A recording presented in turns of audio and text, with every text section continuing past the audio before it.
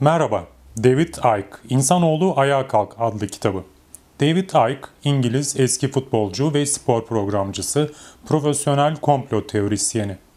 Bu kitabında enteresan bilgiler var. Dünyanın varoluşu, ayın yapısı, ay dünyanın gerçekten uydusu mu, dünyada insanoğlu nasıl var oldu, uzaylılar var mı, dünyayı yöneten aileler var mı? Ve bunların amaçları nedir? Dünyada şu anda gelmiş ve geçmiş mevcutta olan olaylar, kararlar, globalleşme, dünya yöneten Sağlık Örgütü, IMF, Birleşmiş Milletler, NATO gibi örgütlerin nedenleri, verdikleri kararlar ve bunların kimin ne işine yaradığına dair teorileri var.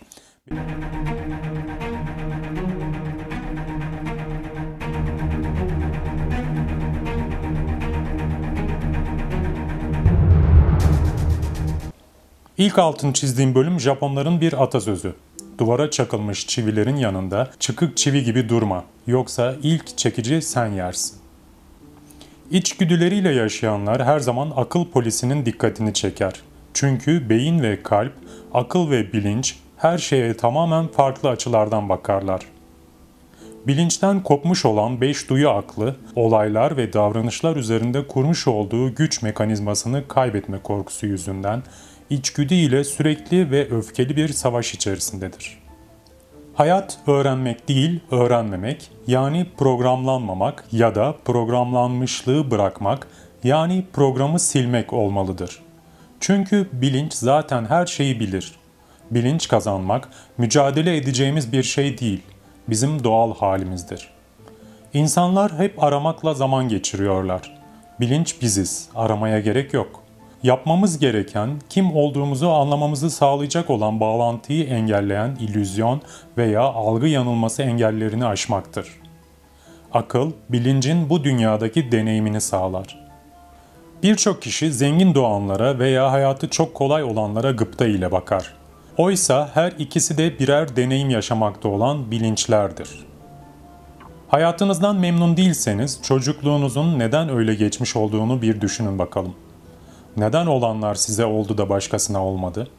Neden bu hayatı siz yaşıyorsunuz da başkası yaşamıyor? Cevabı düşünün, bulun. Sonra hayatınız değişecektir. Çünkü ders alınmıştır. Yani akıl programı silinmiş ve ileriye dönük harekete geçebilirsiniz demektir. Hep aynı şeyler oluyorsa ve bunun nedenini anlamıyorsanız anlayıncaya kadar süreç devam edecektir. Birçok komplo teorisyenin olduğu gibi David Icke'ın da iddia ettiği elit soy, yani dünyayı yönettiği iddia edilen aile, onunla ilgili bazı yazıları var. Elit soy, uluslararası kanun ve uluslararası düzenlemeler yoluyla her ülkeyi yönetecek merkezi bir dünya hükümeti oluşturmak istiyor. İşte bu nedenle boyuna uluslararası hukuk ve uyumlama konuları konuşuluyor. Dünya hükümeti, Merkez Bankası, Avrupa Birliği, Amerika Birliği, Pasifik Birliği, Afrika Birliği, ülkeler ve bölgeler, sonuçta halk. Plan ortaya dökülünce şu sonuç çıkıyor. Dünya hükümetinin diktası kafa kaldıracak herhangi bir ülkeye hemen dünya ordusu NATO'yu veya Birleşmiş Milletler'in barış gücünü yerleştirecek. Ülkelerin ulusal orduları dünya ordusunun birimleri olarak dünya polis gücü ile birlikte çalışacak. Şimdi bu doğrultuda yol alıyoruz. Mutlaka zaman içerisinde bu da şekillenecektir. Global finans kuruluşlarının yerini Dünya Merkez Bankası, para kurlarının yerini de tek tip elektronik kur alacak. Tabii bu da birçok özgürlüğü yok edecek. Bugün kredi kartınız bilgisayar sistemi tarafından reddedildiği zaman nakit ile ödeme şansınız oluyor. Ama nakit olmazsa ve bilgisayar kartınıza veya mikroçipinize hayır derse ne olacak? O zaman hiçbir şey alamayacaksınız. Zaten amaç da bu. Birlikler Ağı başlığıyla bazı şeyler paylaşmış. NAFTA, yani Kuzey Amerika Birliği'nin ulaştırma altyapısında Meksika ve Kanada'nın ana limanlarını nasıl birleştirdiği görülmektedir. Kuzey Amerika'dan Meksika'ya taşınmış olan uzun bir şirketler listesi mevcut. Bunlar neler olacağını çok iyi biliyorlar. Plan, Kuzey Amerika süper devletini bütün Amerika'ya yaymak. Amerika'daki bu muazzam yol ağı ile ilgili önemli bir nokta daha var. Bunları sivil yönetim değil, Pentagon kontrol etmektedir. Çünkü Amerika'daki orijinal otoyol ağı Pentagon tarafından tasarlanmıştır. Bunun nedeni eski ve yeni yol ağının Kuzey Amerika'daki askeri birlik hareketlerine kolaylık sağlanması açısından önem taşımasıdır. Bu arada benim de bildiğim bir gerçek var ki o da şu. Doğu Avrupa'ya Avrupa Birliği tarafından yasa dışı temin edilmiş olan para ile yeni bir demiryolu ağı inşa ediliyor. Gerektiğinde dünya ordu birliklerinin, daha doğrusu NATO'nun kullanımına açılacak. Avrupa Birliği Serbest Ticaret Bölgesi, Avrupa Ekonomik Topluluğu veya Ortak Pazar yoluyla devreye sokuldu. Şimdi de aynı şey Kuzey Amerika Serbest Ticaret Anlaşması ile Kuzey Amerika'ya yapılıyor. Sonra da Avustralya ve Yeni Zelanda'yı da dahil etmek üzere Asya-Pasifik Birliği için Asya-Pasifik Ekonomik İşbirliği ile Güneydoğu Asya Ülkeleri Birliği ortaya çıktı. Afrika Birliği içinse Afrika Ekonomik Komitesi ile Afrika Birliği Organizasyonu yaratıldı. Afrika Birliği, Afrika'nın tamamını merkezi bir devlete sokacak. Afrika ordusu ve finansal sistem tamamen global sistemin adeta alt şirketleri olacak. Bu süper devletler dünya hükümetine sorumlu olacak. Ülkelerin bugünkü yapısı küçük bölgelere bölünecek. Bu global diktatörlüğün Dünya Ticaret Örgütü gibi başka birimlerinin olduğunu da görüyoruz. Bu örgüt, ülke ekonomilerini bu acımasız global sistemden korumak isteyen ülkelere çok miktarda haciz getirmektedir. Amaç hiçbir ülkenin kendi kendine yeter duruma gelmemesi, dünya sistemine bağımlı olmasıdır. Bağımlılık eşittir kontrol. Bu nedenle her yerde yaratılmış bağımlılık görüyoruz. Bereket varken özellikle düzmece kıtlıklar yaratılıyor. Denklem çok basit. Bereket eşittir seçenek eşittir özgürlük. Kıtlık eşittir bağımlılık eşittir kontrol. Bu muazzam insan istismarını serbest ticaret diye insanlara satıyorlar. Illuminati'nin serbest ticareti dünyadaki en fakir insanların ürünlerini en ucuza getirip dünyanın daha zengin bölgelerine göndermek üzerine kurulu. Siyonistler ne kadar bağırıp çağırır, gerçeği saklamaya çalışırlarsa çalışsınlar, Yahudi halkının resmi tarihi Yahudi olmadığını bilen Rothschild hanedanının ve Illuminati ailesinin amacına hizmet etmek üzere üretmiş olan bir yalan. Bu soy şebekesinin mensupları Yahudi olmadıklarını biliyorlar. Çünkü onların iddia ettiği bağlamda bir Yahudi yok. Rothschild hanedanı ile yandaşları Sümer soyundan geliyor ve saflıklarını evlilikler yoluyla muhafaza edip bizim Yahudi halkı dediğimiz insanların arasına sızmışlar. Onları kendi korkunç faaliyetlerini saklamak için bir paravan olarak kullanmış, gerektiğinde de suçu onların üzerine atmışlar. Rothschild adı ilk kez 18. yüzyılda Mayer Amschel Bauer, Almanya Frankfurt'ta banka imparatorluğunu kurduğu ve adını değiştirdiği zaman ortaya çıktı. Bu nedenle Frankfurt Illuminati için çok önemli bir şehir olup 1998'de açıldığı zaman yeni Avrupa Merkez Bankası'nın yurdu olarak seçilmişti. Rothschild'lerin başka bir ürünü olup Avrupa Birliği denilen bir başka üründen türetilmişti. Bauerler Orta Çağ Almanya'sında kötü şöhretli satanik bir aileydi. Mayer Amschel'in babası olan Moses Amschel Bauer bir tefeci ve muhasebe şirketinin sahibiydi. Rothschild adı Almanca Rotes Schild, kırmızı kalkan veya kırmızı işaret anlamına geliyor. Bu da Frankfurt'taki Bauer Rothschild evinin üzerindeki Davut'un yıldızı olarak bilinen heksagram yani altıgenle tamamlanıyordu. Birçok kişinin düşündüğünün aksine bu aslında sadece Yahudilere ait olan bir sembol değil, Rothschild'ler bunu bu şekilde kullanmaya başlayıncaya kadar da o amaçla kullanılmamıştı. Altıgen ta antik zamanlara dayanan ezoterik bir sembol. Bugün İsrail bayrağının üzerinde yer alıyor. Çünkü oranın sahibi Rothschild'ler. Mayer Amschel Rothschild ve 5 oğlu Frankfurt, Londra, Paris, Viyana ve Napoli'de bankalar açtı. Mayer gelinlerini de aileye kazanç getirecek iş bağlantıları vasıtasıyla seçti. Çocuklarının kanlarının saf kalması için kuzenleriyle evlenmelerini istedi. 18 tane torunu oldu. Bunların 16 tanesi birinci derecedeki kuzenleriyle evlendiler. 1790'da Mayer Amschel Rothschild ailenin manipülasyon tekniğini şöyle açıklamıştı. Bir ülkenin parasını kontrol edeyim, kanunları kimin yazdığına hiç aldırmam. Buna benzer bir şey de oğlu Nathan'a atfedilir. İngiltere'deki tahta, üzerinde güneş batmayan imparatorluğu yönetmek için hangi kukla oturtulur beni hiç ilgilendirmez. İngiltere'nin parasını kontrol eden, İngiliz İmparatorluğunu da kontrol eder. İngiltere'nin para ikmalini de ben kontrol ediyorum. Asıl oyun şirketleri ve hükümetleri inanılmaz borç içinde bırakıp ele geçirmekti. Hala da öyle. Rothschild'ler başından itibaren Amerika ekonomisinin kontrolünü George Washington'ın ilk kabinesindeki Maliye Bakanı aristokrat ajan Alexander Hamilton yoluyla ele geçirmişlerdi. 1791'de ülkenin ilk merkez bankası olan Bank of United States'i kuran Hamilton idi ve 1811'de Kongre desteklemeyi reddedince banka kapanmıştı. Sonra başka bir versiyonu geldi. Schiff ve Warburg aileleri 1913'te özel Amerikan Merkez Bankası Federal Rezervi oluşturdular. Londra'nın The Times gazetesi 29 Mart 1919'da şöyle bir haber yazmıştı. Bolşevik hareketin en merak uyandırıcı özelliklerinden birisi de liderler arasındaki orantıda Rusların azınlıkta kalmış olmasıdır. Bolşevik hareketinin merkez lokomotifi olan 20 ya da 30 komiser veya liderden %75'i Yahudidir.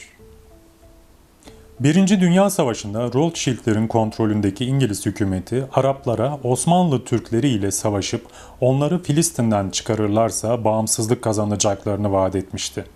O zamanın İngiltere Dışişleri Bakanı olan Rothschild Gizli Cemiyeti üyesi Lord Balfour, İngiliz hükümetinin Filistin'de bir Yahudi yurdu kurulmasını destekleyeceğine dair Rothschild'lere bir mektup yazmış olan kişiydi. Araplar aslı astarı olmayan bu anlaşmayı kabul ettiler. Arabistanlı Lawrence lakaplı İngiliz yarbay Thomas Edward Lawrence'ın desteğiyle Osmanlı İmparatorluğu yenildi. Ama tabii ki Arapların ödülü de bağımsızlık olmadı. Lawrence'ın da daha sonraları kabul ettiği üzere Araplara hep yalan söylenmiş, bütün yol haritaları ve barış gelişmeleri hiçbir sonuca ulaşmamak üzere tasarlanmıştı. Siyonizm, küresel şebekedeki bütün diğerlerine bağlı olan gizli bir cemiyettir. Yahudi halkının menfaatleri için kurulmamış olduğu gibi onları bir paravan olarak da kullanır. Araştırmacı Paul Craig Roberts, İran ile ilgili olarak Counterpunch yani kontra vuruştaki bir makalede şöyle diyordu. İddialara göre Ahmadinejad seçimleri çaldı. Çünkü sonuç oyların sayılması için sandıklar kapandıktan çok kısa bir zaman sonra verildi. Musavi ise zaferini sandıklar kapandıktan saatler sonra ilan etti. Bu CIA'in hoşuna gitmeyecek bir sonuç çıktığı takdirde geçersiz kılmak üzere tasarlamış olduğu klasik dengeleri bozma taktiğidir.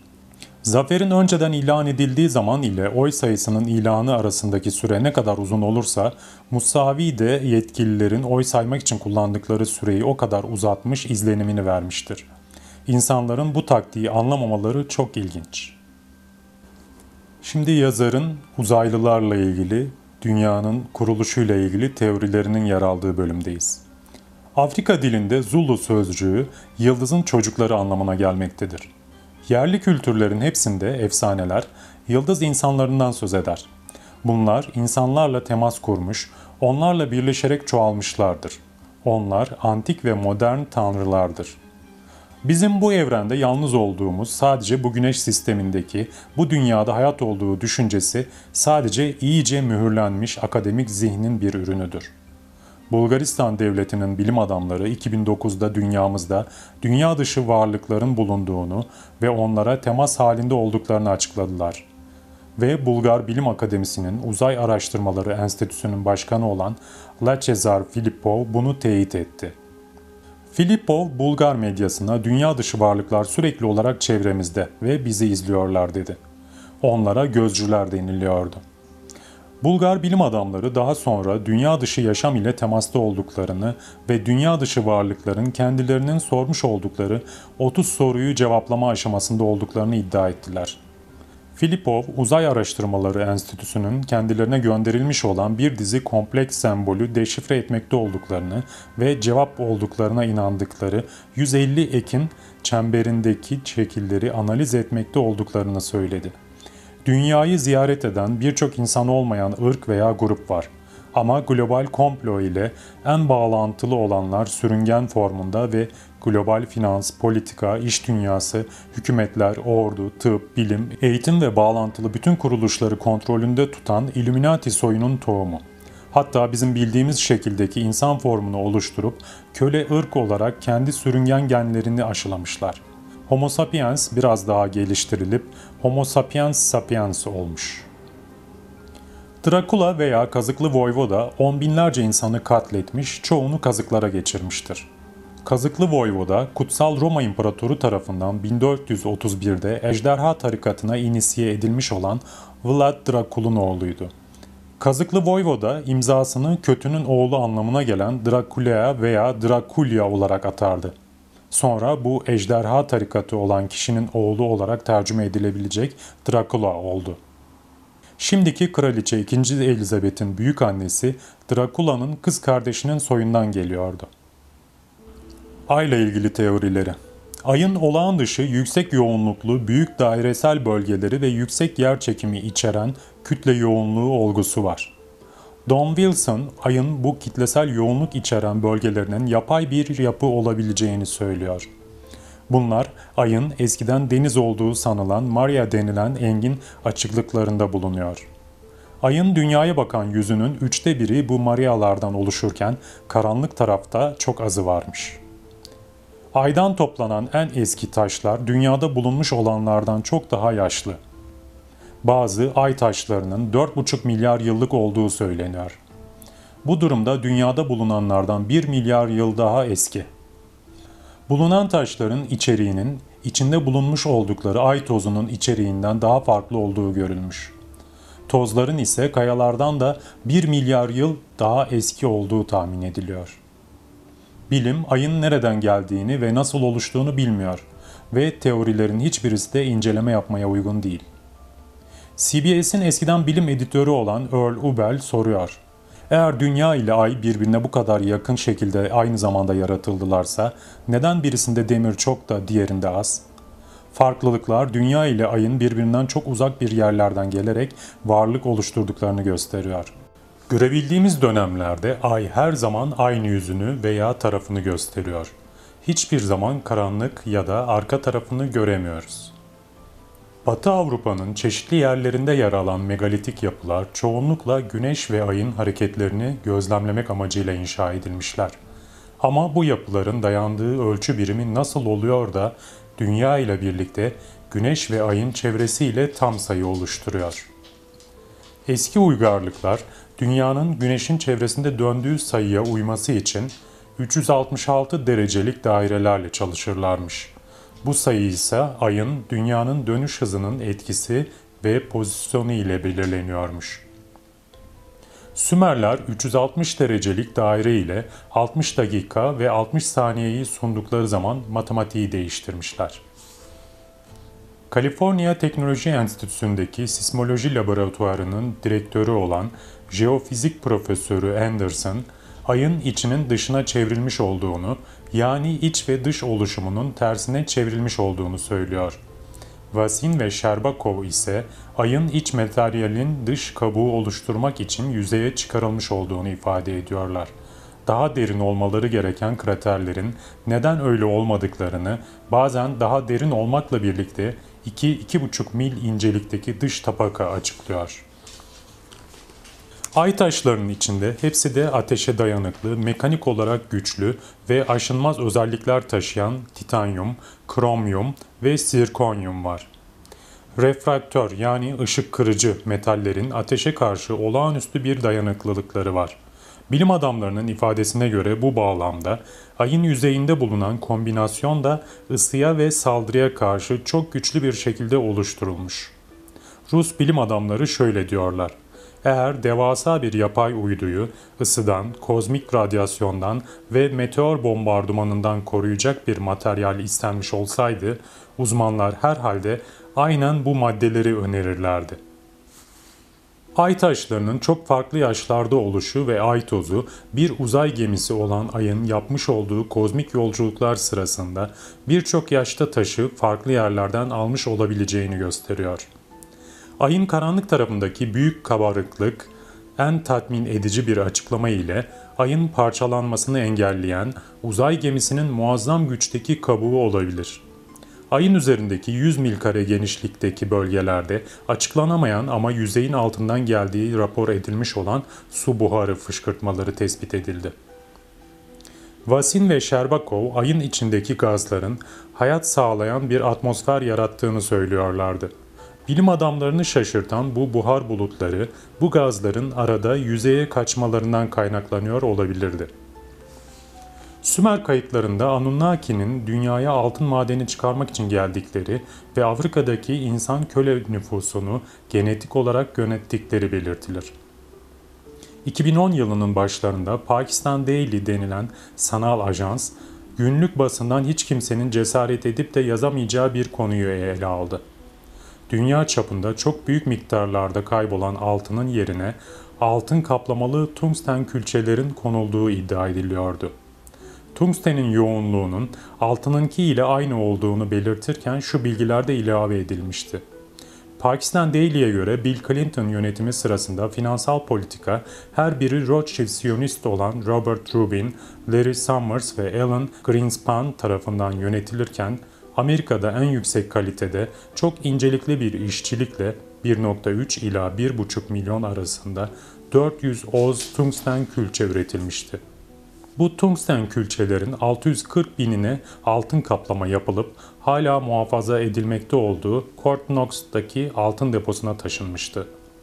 2009 Ekim'inde Çin'in borçlara karşılık olarak altın almış olduğu ve ağırlıklarının ve saflıklarının doğrulanması için test bile edildikleri iddia ediliyordu. Külçelere 4 küçük delik açılarak analiz yapılıyordu. Sözü geçen haberde resmi görevliler altın olması gereken külçelerin sahte olduklarını anlayınca şok geçirmişlerdi. Külçeler tungsten olup altın ile kaplanmışlardı. Külçelerin seri numaraları vardı. Amerika'daki Fort Knox kaynaklı iğdeler ve yükleme 5600-5700 külçe içeriyordu. Dünyanın dört bir yanındaki halk hikayelerinde aydan önce bir dönem olduğunun bahsedildiğine dair sayısız örnek var. Eski Yunan'dan Aristo ve Plutark ile Romalı Apollonius, Rhodius ve Ovid eserlerinde hep Proselenes adlı bir halkın Arkadya toprakları üzerinde hakkının olduğunu, çünkü gökyüzünde ay olmadan önce orada atalarının bulunduğunu anlattıklarını belirtiyorlardı. Proselen, Selen'den önce anlamına geliyor. Selen ise Yunan mitolojisinde ay tanrıçası. Romalı yazar Censorinus sonsuzluk kadar uzun zaman önce ayın olmadığı zamanlardan söz etmiş.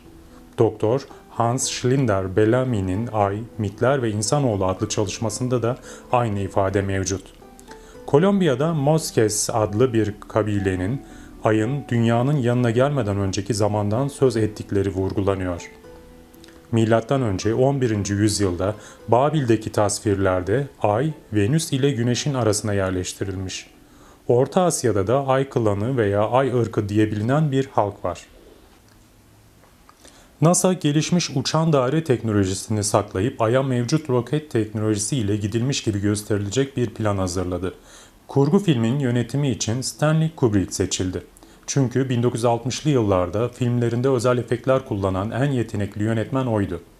Weidner'ın anlattıklarına göre buna karşılık Kubrick de o sıralarda yapmış olduğu 2001 Uzay Yolculuğu adlı bilim kurgu film için neredeyse sınırsız bir bütçeyle ömrünün sonuna kadar yaptığı filmlere hiç kimsenin hiçbir şekilde karışamayacağına dair bir ayrıcalık anlaşması talep etti. Kubrick 1999'da Gözleri Tamamen Kapalı adlı son filmini Warner Brothers'taki görevlilere gösterdikten kısa bir süre sonra öldü. Başrollerini Tom Cruise ve Nicole Kidman'ın paylaştığı filmde elit kişiler ve ailelerinin satanik zihin kontrolü şebekesi bağlantıları anlatılıyordu. Warner yetkilileri tabii ki derhal filmi düzeltmesini istediler ama Kubrick reddetti. Eğer zamanında filmlerine hiçbir sansür uygulanmayacağına dair yapmış olduğu ömür boyu sürecek anlaşma geçerli ise yapabilecekleri hiçbir şey yoktu. Ancak ölmesi halinde. ve Kubrick ani bir kalp krizi sonucunda öldü. Filmin zihin kontrolünün tetiklenişinin gösterildiği 15 dakikalık sahne kesildi ve gösterime o haliyle girdi. Kubrick'in kontrata yazmış olduğu üzere filmin gösterime giriş tarihi 16 Temmuz 1999, yani ilk Ay'a inişin tam 30 yıl sonrası oluyor. Profesör Alan Snyder'ın açıklamalarına göre beyin fonksiyonlarının yüksek seviyeleri herkeste mevcut. Ama beynin rasyonel yanı tarafından bastırılmış.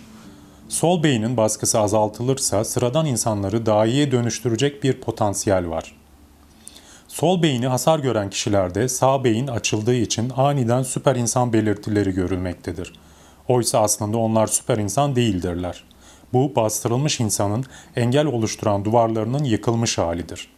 Matematik, hafıza ve diğer mucizevi görünen beceriler bir kez hasar sol beynin sınırlama etkisini azaltırsa küçük çocuklarda da görülür. Dahi denilen olağanüstü yeteneklere sahip çocuklarda iletişim problemleri, zihinsel gecikme, beyin hasarı veya hastalık aranır. Bu dahilerin çoğu otistiktir. Onlar sistemin manipülasyonu ile çoğunda baskılanmış olan beynin asıl potansiyeline ulaşmaktadırlar. İnanılmaz becerilere sahip oldukları için sol beyin toplumuna ayak uyduramazlar. Ruh, beden veya aklınkinden çok daha yüksek bir frekans seviyesinde çalışıyor ve bu bağlantı kurabilmek için enerjik basamaklara ihtiyacı var. Kalp ve zihin açıksa ruh, zihin ile bağlantılı olarak kesintisiz bir farkındalık akışı haline geliyor. Çoğu kişinin farkındalığı ağırlıklı olarak 5 duyuya dayalı beden aklı, ego ile tanımlanıyor ve kendilerini, adları, meslekleri ve aynadaki görüntüleri olarak algılıyorlar.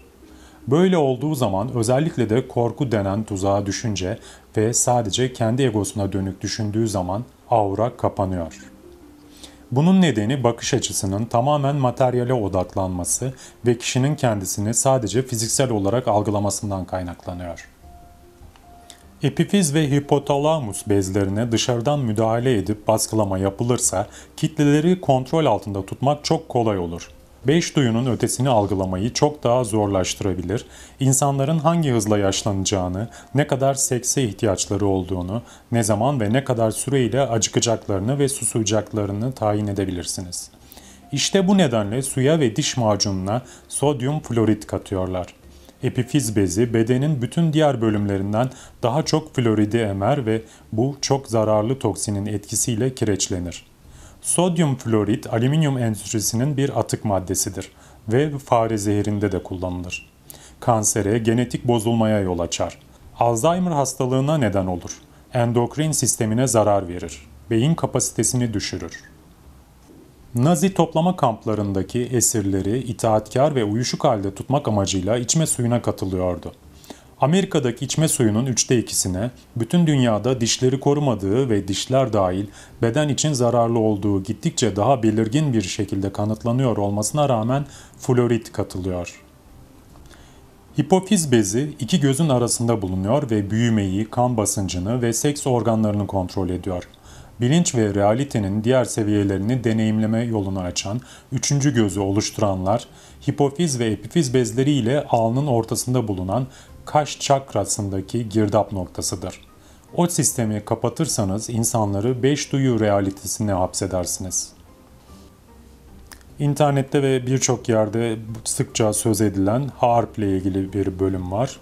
HAARP yani Yüksek Frekanslı Aktif Aural Araştırma Programı. HAARP'ın kullandığı teknoloji ile atmosferin en yüksek tabakası olan iyonosfere yüksek frekanslı radyo dalgaları gönderiliyor. Tayfunlar, depremler, tsunamiler çıkarılıyor. İnsan beynine kişisel ve kolektif olarak düşünce ve duygular aşılanıyor. Dünya çapında iletişim sistemleri bloke ediliyor. Ölümcül bir ışın silahı ile tek tek veya kitleler halinde insanlar öldürülüyor. Uçaklar düşürülüyor ve gökyüzünde çeşitli numaralar yapılıyor. Bir Air France 447 uçağının Güney Amerika kıyılarında esrarengiz bir şekilde düşüşünü, bir de HAARP'ı düşünün. Bir ülkeyi veya bölgeyi yıkmak için teknolojilerini kullanıp doğal felaketler yaratıyorlar. Sonra da insani yardım veya barışı korumak gibi ulvi mazeretlerle oraları ele geçiriyorlar. Yazar Michael Elner dünyanın halini şöyle özetlemiş. Şu halimize bir bakın. Her şey tersine dönmüş. Her şey tepetaklak. Doktorlar sağlığı, avukatlar adaleti, üniversiteler bilgiyi, hükümetler özgürlüğü, medya enformasyonu, dinler de spiritüelliği yok ediyor. Modern tıbbın amacı sağlık değil, para. Hatta insanları zihinsel, duygusal ve fiziksel olarak hasta yapmak istiyor veya başka bir deyişle insanları gerçek ve sonsuz benlikleriyle olan bağlantılarını inkar ettirecek hallere sokuyorlar. Zaten sağlık faturalarını sağlıklı insanlar değil, hastalar öder. Öyle değil mi? Dünya çapında yılda 8 milyon kişi kanserden hayatını kaybediyor. Bu sayının yarısı Amerika'da. 2030 itibarıyla dünyada bu sayının 12 milyona yükseleceği tahmin ediliyor. 85 yaş altı kişiler için en büyük ölüm nedeni kanser. Amerika'da 4 kişiden biri kanserden ölüyor. Aile Planlaması Derneği'nin başkanı olan Dr. Richard Day, 1969'daki o toplantıda doktorlara "Şu anda hemen hemen her kanseri tedavi ediyoruz. Açıklanmasına karar verilene kadar bilgiler Rockefeller Enstitüsü'ndeki dosyalarda tutuluyor" demişti. Doktor Day'in ifadesine göre nasıl olsa başka nedenlerle de öleceklerine göre insanları kanserden ölmeye bırakmak gittikçe artan nüfusu da yavaşlatabilirdi. Tullio Simoncini adlı çok parlak ve cesur bir İtalyan doktor kanserin ne olduğunu anlayıp nasıl mücadele edileceğini anlayınca inanılmaz bir baskıyla karşılaşmasına rağmen baskılara boyun eğmedi. Simoncini'nin suçu kanserin az miktarda sağlıklı insanlarda da bulunan Candida denilen maya benzeri bir organizma olan bir mantardan türediğini keşfetmekti. Bağışıklık sistemi normal koşullarda onu kontrolü altında tutabiliyordu. Ama Candida güçlü bir mantara dönüşünce kanser başta olmak üzere çok ciddi sağlık problemleri oluşuyordu. Simoncini bedenin neresinde hangi formda olursa olsun kanser hastalığının hep aynı şekilde seyrettiğini fark etmiş.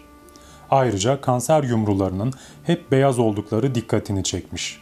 Başka ne beyazdır? Mantar. Simoncini tıbbın hararetle kanserli hücrenin büyümesi şeklinde inandığı olayın aslında bağışıklık sisteminin bedeni mantarın saldırısından korumak için hücre üretmesinden başka bir şey olmadığını anlamış. Silsile şöyle devam ediyormuş. Mantar normal koşullarda bağışıklık sistemi tarafından kontrol altında tutuluyor. Ama zayıflarsa mantar yayılıp bir koloni oluşturuyor. Mantar bir organa sızıyor ve bağışıklık sistemi bu tehdide başka bir şekilde karşılık veriyor. Bu yol bağışıklık sisteminin kendi hücreleriyle bir savunma bariyeri kurması ve bu büyümede bizim kanser dediğimiz şey oluyor. Kanserin vücudun diğer bölümlerine de sıçramasına metastaz diyorlar.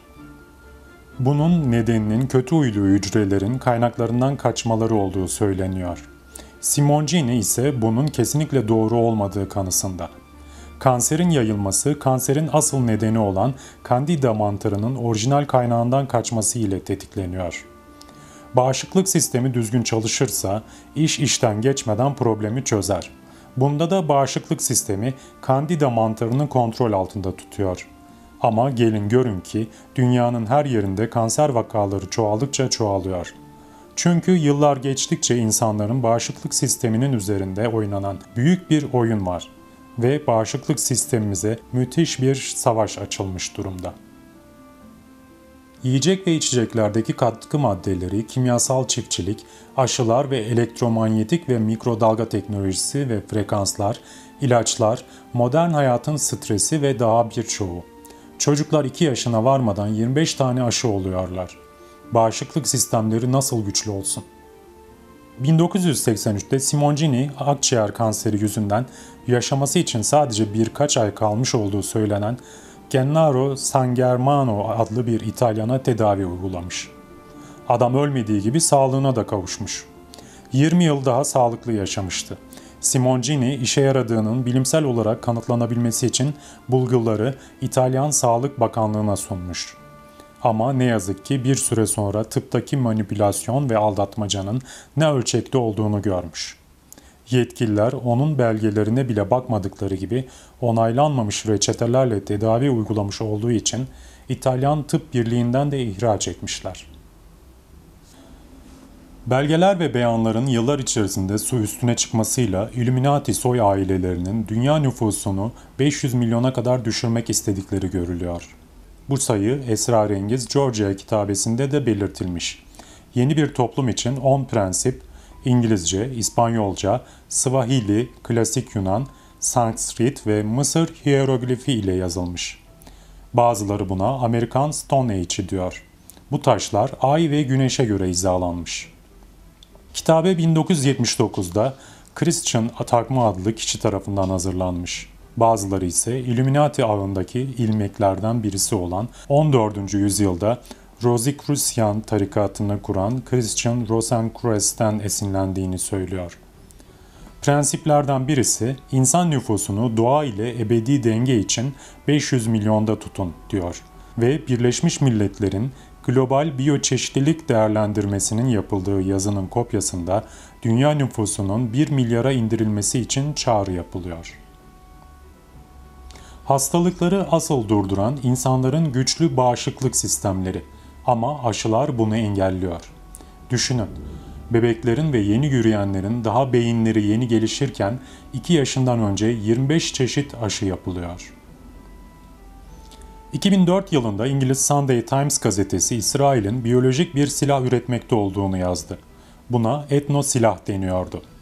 Çünkü Yahudileri değil Arapları vuracaktı. Rapor şöyleydi. İsrailli bilim adamları kendi etno bombalarını geliştirirlerken medikal gelişmeler sağlamaya çalışıyorlar. Arapların taşıdığı özel genleri tanımlayarak ona göre genetik olarak modifiye edilmiş bakteri ve virüsler yaratıyorlar. Amaç bu virüs ve belirli bakterilerin düşmanın canlı hücrelerindeki DNA'yı değiştirmesi. Bilim adamları sadece o genlere sahip hedefe saldıracak olan ölümcül mikroorganizmalar hazırlıyorlar.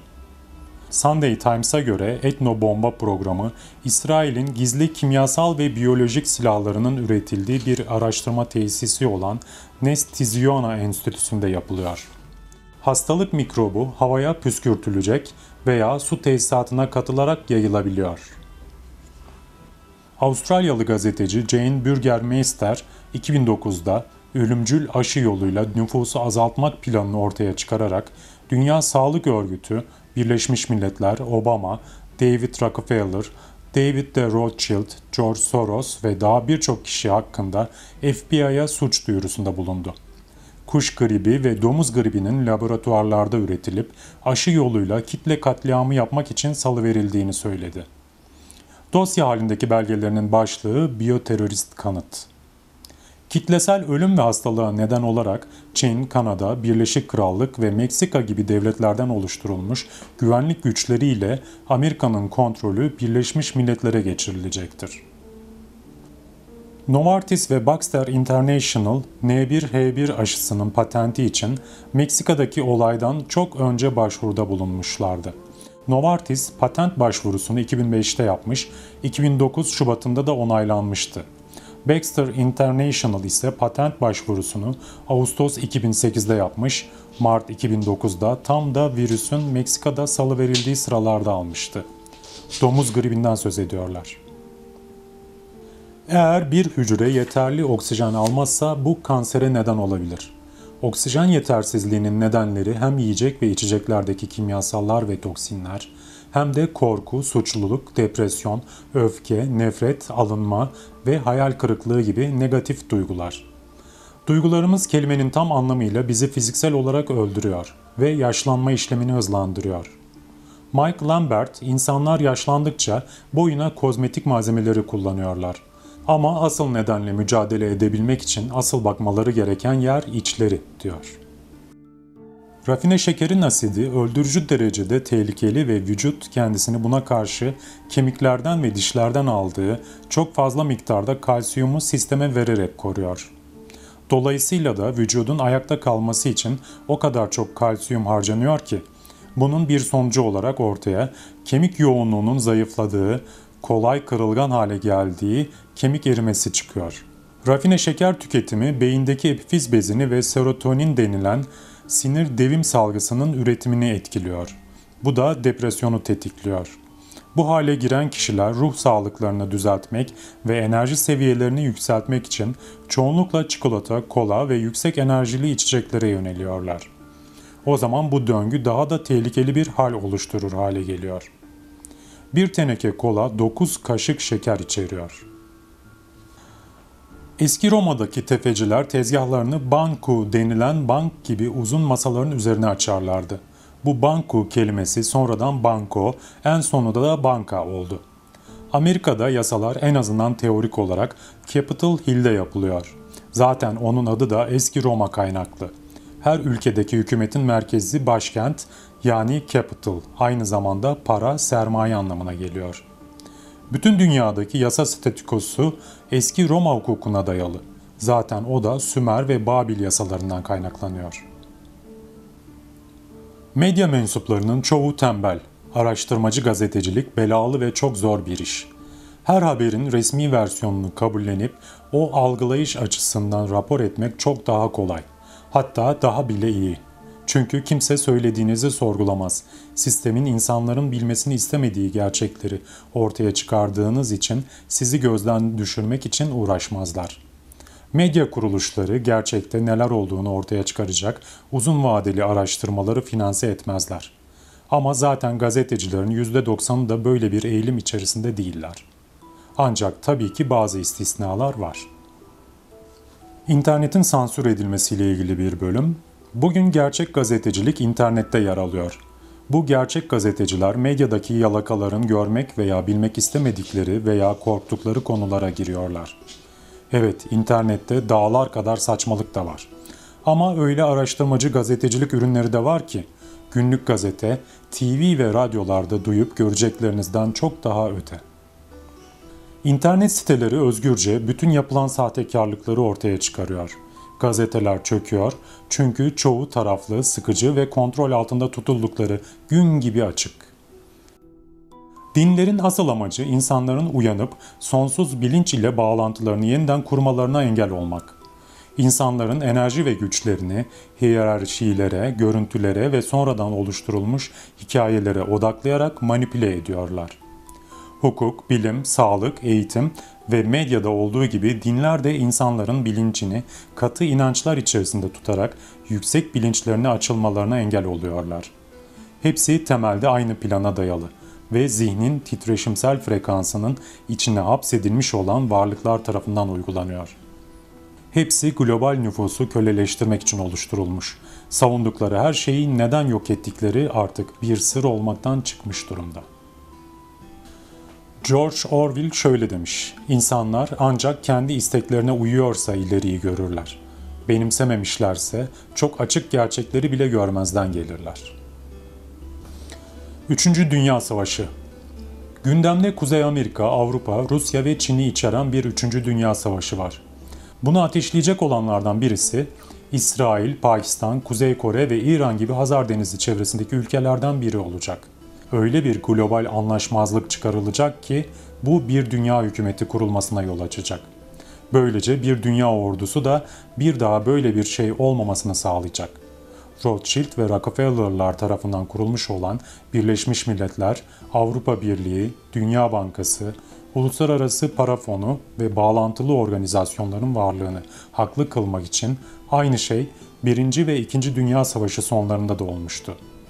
Dünya hükümeti tiranlığı kurabilmeleri için Amerika, Çin ve Rusya gibi süper devletleri yok etmeleri gerekiyor. Global polis gücü. 3. Dünya Savaşı bir dünya ordusu oluşturma planı için bir katalizör niteliğindedir. NATO, Birleşmiş Milletler'in barış gücü, önerilmiş olan Avrupa Birliği ordusu ve benzerleri tek bir ordu olmak üzere tasarlanmaktadır. Plan, ülkelerin ulusal ordularının kaldırılıp dünya hükümetinin yöneteceği bir küresel ordu oluşturmaktadır. Dünya ordusu merkezden yönetilecek. Ülkelerin yerine bölgeler oluşturulup buralara daha alt seviyedeki süper devletlerin orduları yerleştirilecek. Bu da merkezden kontrol edilen dünya ordusuna yerel veya küresel her seviyeden müdahale edileceği anlamına geliyor. Polisin gittikçe ne kadar asker gibi göründüğüne ve davrandığına hiç dikkat ettiniz mi?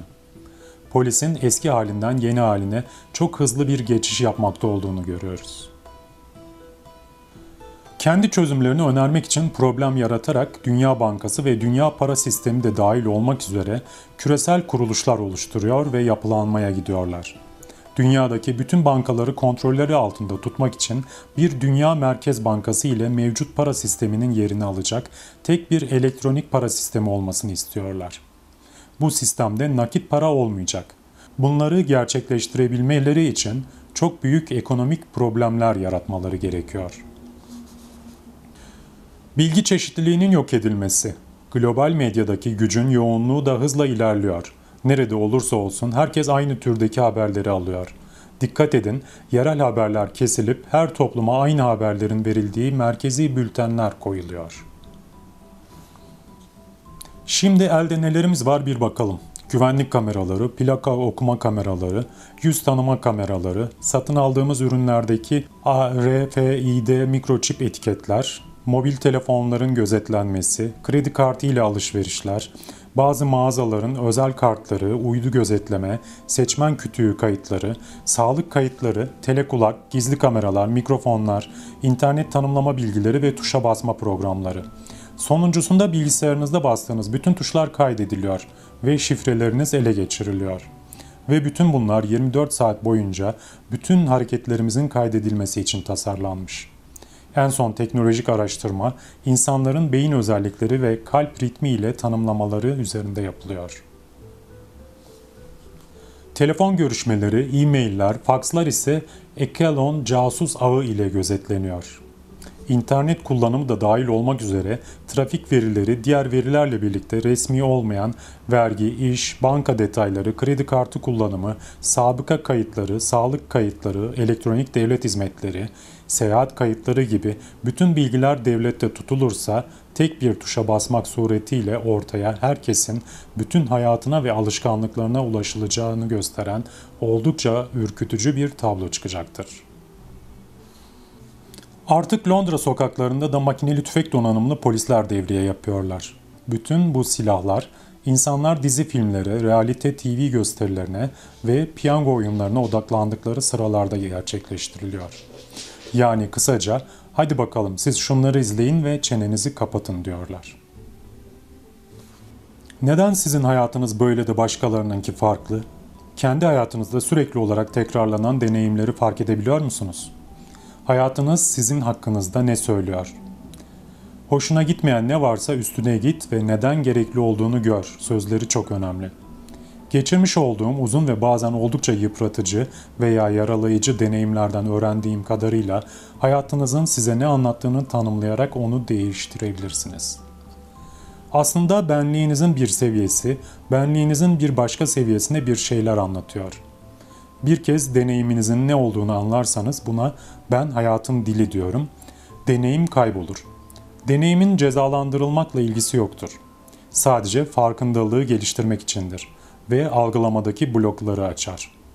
Karşılaştığımız olaylar, hayatımıza giren kişiler, hayat aksa da yerinde de dursa bizim hakkımızda bir şeyler ve hangi yöne gitmemiz gerektiğini söylüyordur. Neden ben bu deneyimi yaşıyorum? Başımdaki bu bela da nedir? Neden enerji alanıma bu tür şeyleri çekiyorum? Bunu öğrendiğiniz zaman artık deneyime gerek kalmaz ve kaybolurlar. Nedeni tanımlayamayanlar, tanımlayıncaya kadar belirsiz bir süreyle aynı deneyimi yaşamaya devam ederler. İnsanlara ne kadar çok yasa ve kural empoze ederseniz bunu gerçekleştirmek için de bir o kadar düşünmeden ve duygusuzca hareket edecek robot akıllı personele ihtiyacınız olur. Yasaları uygulatma personelindeki patlama, uygulanacak yasa sayısındaki patlamadan kaynaklanıyor. İngiliz komplo teorisyeni David Icke'ın İnsanoğlu Ayağa Kalk adlı kitabında altını çizdiğim yerleri paylaştım sizlerle. Dinlediğiniz için teşekkürler. Gidelim mi Apiş? Kar yağıyor bak. Gel. Gel buraya. Oyuncağını getir de oynayalım hadi. Gel kızım.